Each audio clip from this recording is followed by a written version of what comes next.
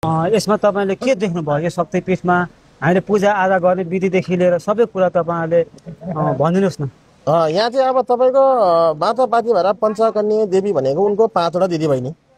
उहाँले चाहिँ अब किन हिसाब दिने भने बालबच्चा नहुनेलाई बालबच्चा हुने, एकदम रोकिएको कामहरू खुलाउने, छेकिएको कामहरू खुलाउने, उहाँहरू चाहिँ एकदम भक्तजनहरूलाई भनेको जस्तो सोचेको जस्तो गराउने। र उहाँले चाहिँ एकदम डेन्जर भनौँ, उहाँ एकदम अलिक शक्तिशाली नै हुनुहुन्छ र उहाँले चाहिँ कुनै कामहरू रोकियो, कुनै कामहरू छेकियो, कुनै कामहरू पनि बनेको छैन।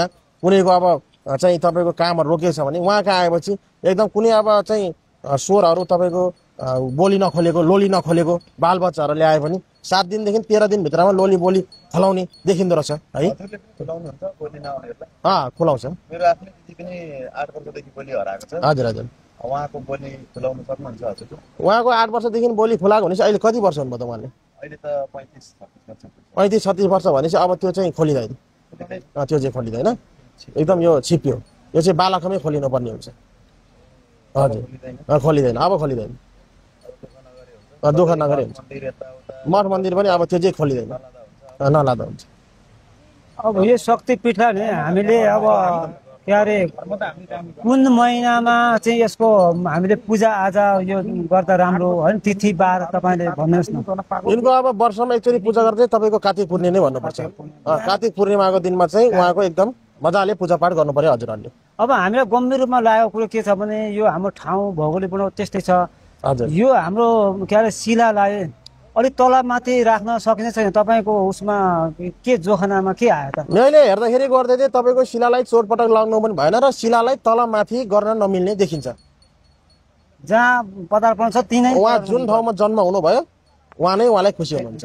उहाँबाट सार्नु भयो भने उहाँ जुन जन्मिने भएको ठाउँमै उहाँ नभइसकेपछि उहाँलाई अपहेलन जस्तो हुन्छ।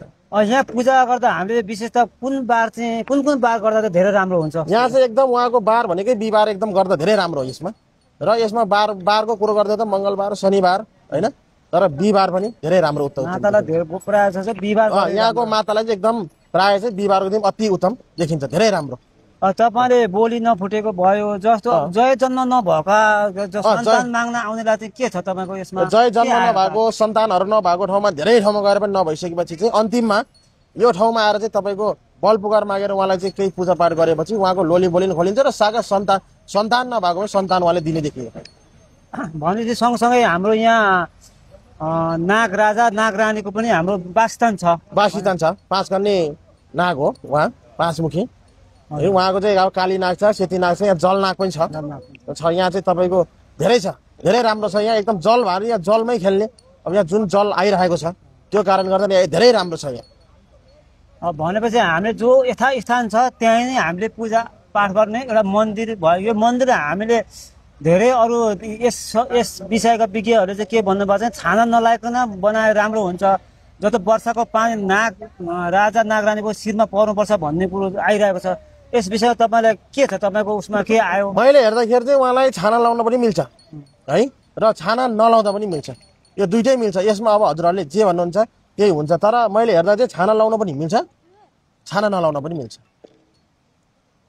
पानी शिरमा पर्नुपर्को के भन्दाखेरि पानी उत्पन्न गराउने नै नाग राजा हैन। उहाँलाई मेरै शिरमा पर्नुपर्छ, मैतिर हुनुपर्छ भन्ने त्यसमा हैन। यसमा भनेको भक्तजनले जल चढाउने।